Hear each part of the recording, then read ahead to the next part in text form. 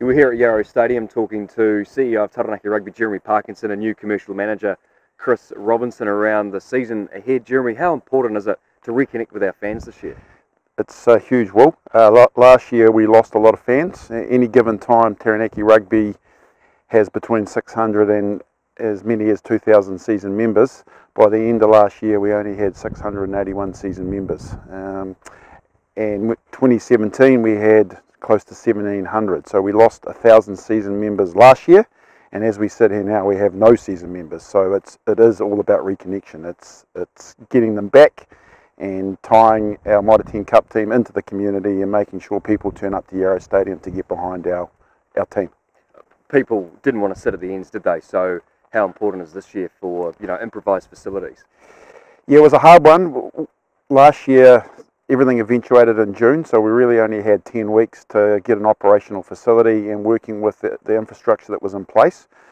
And we were pretty pragmatic and adapted a plan, but at the end of the day, our supporters voted with their feet, and watching from the ends of the ground wasn't what they wanted, so they just stopped turning up.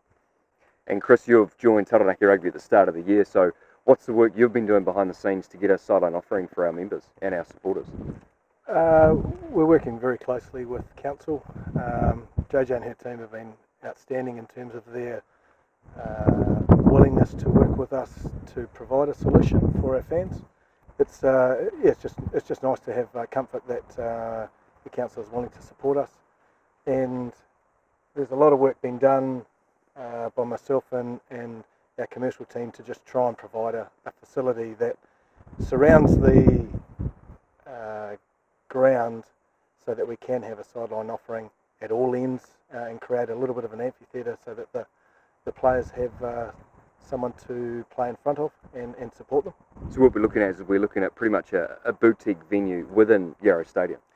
Yeah, I think it'll be quite unique. I think other than Canterbury, there is nowhere in New Zealand that will provide a seating facility close to the ground and the sideline.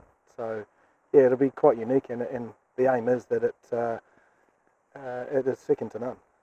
So we're looking at sideline seating in front of the old Eastern stand for just under 2,000 people? Yeah, I mean, we've tried to maximise the sideline offering, and because there are some restrictions of what we can do sideline and within or outside of the exclusion zone, we've come up with an offer that is around 1,700 plus seating. There are some limitations sideline to what we can and can't do, and that's what we're able to maximise within the grandstand facility.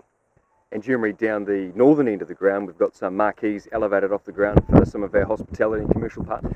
Yeah, so last year, feedback after the first game was our corporate partners were too far from the action, so we worked with the council and got marquees on the side of the ground on the east stand. So we will be redeploying those to the northern end of the ground, hopefully to get those elevated so our corporate patrons can then look up the ground as we are here now, up through to the big screen and watch the game from an elevated position in what we hope will be a higher level offering than last year. So again, we're just due to sign off the finer detail, but we're hoping that we can have platforms and also TVs inside those marquees so that it is a really enjoyable experience for our corporate supporters.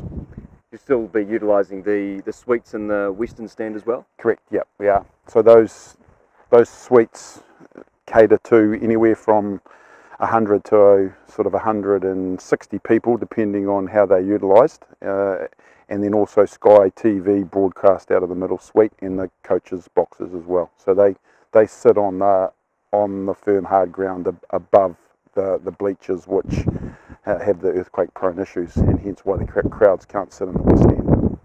Kris, it's no doubt still the best facility to play rugby in Taranaki because you're again utilising the Star Gym and the Spots United Rugby Club as well. We've all got it here, don't we?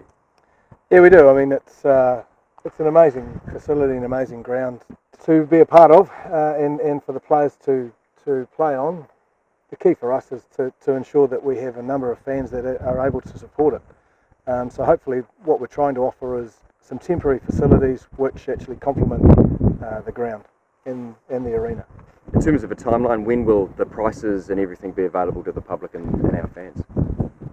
We're looking hopefully to have sign-off within the next 2 weeks, and then from there, obviously from a commercial point of view, go to the public and hopefully have an offering sort of within 3 to 4 weeks. So hopefully within a month from now, what are we, middle of April, so by the middle of May I would hope that we would be able to formalise some pricing and some offerings to our members and subscribers.